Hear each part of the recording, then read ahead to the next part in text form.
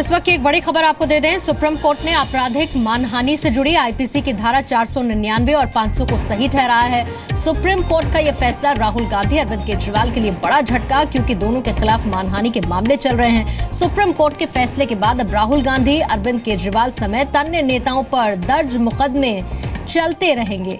एक याचिका के जरिए आपराधिक मानहानि के कानून को एक कहकर चुनौती दी गई थी कि इससे संविधान में मिले अभिव्यक्ति के अधिकार का उल्लंघन होता है। इसी पर और ज्यादा जानकारी दे रहे हैं मेरे सहयोगी महेश गुप्ता। महेश, दोनों धाराओं को सुप्रीम कोर्ट ने बरकरार रखते हुए क्या कहा, इसके मायने अब क्या है?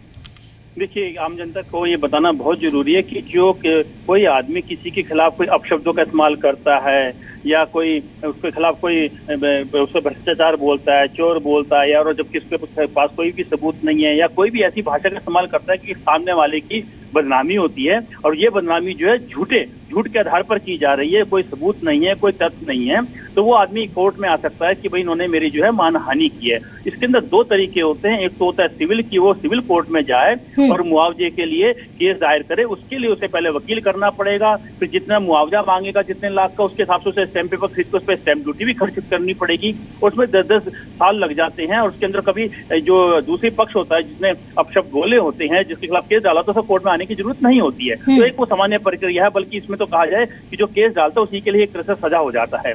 लेकिन जो आपराधिक मानहानि का मामला है, इसके अंदर आदमी को रेयर रिलीफ मिलता है कि जिस किसी की बदनामी की जाती है वो कोर्ट में आकर क्रिमिनल डिफेमेशन यानी कि आपराधिक मानहानि का धारा 499 और 500 के तहत मुकदमा दर्ज करता है और दो गवाह देता है कि इन्होंने जो है मेरे खिलाफ झूठा बयान दिया है, मेरी झूठी बदनामी की। तो कोर्ट जिसने बयान दिया होता है उसको समन इशू कर देता है, यानी कि उसको एक्यूज बना देता है। तो जी महेश,